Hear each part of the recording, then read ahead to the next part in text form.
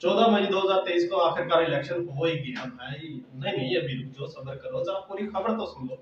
पाकिस्तान में नहीं, यानी तुर्किया में इलेक्शन हुए हैं, और वो भी सदारती इलेक्शन, जिनमें तैयब उर्दगान इस वक्त सबसे ज्यादा अक्सरियत के साथ, यानी 49.8% और वोटिंग के साथ सरफहरिस्त है। और उनके मुखालिफ जो उनके दूसरे सदारती जो है कैंडिडेट है, उनके पास इस वक्त 44.5% वोटिंग है। लेकिन तुर्की के कॉन्स्टिट्यूशन के मुताबिक वही कैंडिडेट सदर बनता है जिसके पास 50% की वोटिंग होगी। पूरा 50 क्रॉस करना ही लाजमी है भाई यहाँ पे। तो यानी कि अगर आप देखेंगे तो इसमें अगर जो न्यूज आजकल आ रही है वो आ रही है रन ऑफ इलेक्शन की तरफ, जो 28 मई को मुनक्किद होने वाला है। इस इलेक्शन का मकसद ये है कि जब तक 50% आप वोटिंग ना ले लें तब तक फाइनलाइज नहीं कर पाते आप कि जो है वो सदर कौन बनेगा, अगला प्रेसिडेंट कौन होगा तुर्किया का। इस वजह से 28 मई को दोबारा एक और डेट दी गई है इलेक्शन के लिए। लेकिन जो 14 मई को इलेक्शन हुआ है वो, उसमें दो उम्मीदवारों को सबसे ज्यादा वोटिंग हुई है। उनमें रजब तैयब एर्दोगान है जिनके पास 49.8% की वोटिंग है, और दूसरे हैं केमाल किलिच दरागलू जिनके पास 44.6% वोटिंग आई है। ये फाइनल रिजल्ट्स हुए हैं जिनके बदल जो है ये सरकारी जो रिजल्ट्स होते हैं, हतमी नतायज, वो है अभी।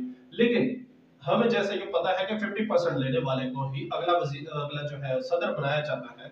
तो इसमें सिंपल उन्होंने न्यू डेट दी है इलेक्शन के लिए 28 मई की। इसमें दोबारा वोटिंग कर सकते हैं आप, जो भी 50% का फिगर क्रॉस करेगा तो वो अगला प्रेसिडेंट होगा।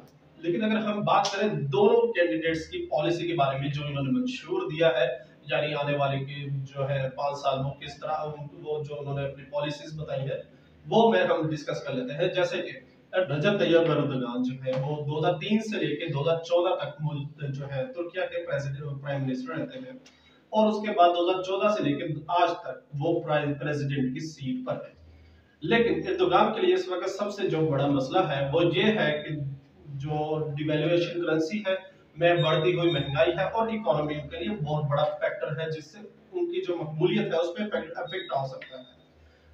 जबकि दूसरी तरफ जो रजब तैयब एर्दोगान के सबसे बड़े मुखालिफ जो है, यानी जो सदारती उम्मीदवार है इस वक्त, उन्होंने 44.8% जो है वो वोटिंग हासिल की है।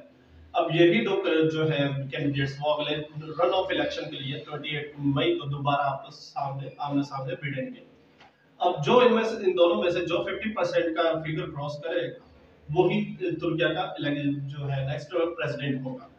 लेकिन हाँ, अगर हम दूसरी तरफ देखें केमाल किलिचदारोग्लू को और उनकी पॉलिसीज को, वो उन्होंने ये भी ऐलान किया है अपने जो सदारती कैंपेन में कि हम ये तुर्किया से पार्लियामेंट्री निजाम शुरू करेंगे और सदारती निजाम को खत्म कर देंगे। और दूसरी तरफ ये जो है मगरिब के बहुत बड़े हिमायती है कि जो जिन्होंने कोशिशें करनी है दोबारा से यूरोपीय यूनियन में शमूलियत के लिए। इसलिए केमाल किलिचदारोग्लू की बात करें तो वो 7 पार्टियों के मुश्तरका उम्मीदवार है। जैसे कि पाकिस्तान में पीडीएम का, समझ तो गए होंगे आपके 7 जमातों का चार जो है वो अपना एक कैंडिडेट खड़ा कर लेता है। ये यहाँ तक के लिए ज्यादा जिसको थोड़ा सा बीट कर देना रेड रखा। अब देखना होगा 28 मई को कि तुर्किया के अवाम किसका साथ देते हैं, रजब तैयब एर्दोगान का या केमाल किलिचदारोग्लू का। लेकिन जो है जो वोटिंग के हिसाब से यानी 49.8 के हिसाब से अगर हम देखें तो ये बिल्कुल ही माइनस सा फिगर था, जो 50% क्रॉस कर जाना चाहिए था। लेकिन हम अब रन ऑफ इलेक्शन के नताइज में देखेंगे कि कौन तुर्किया का प्रेसिडेंट बनता है।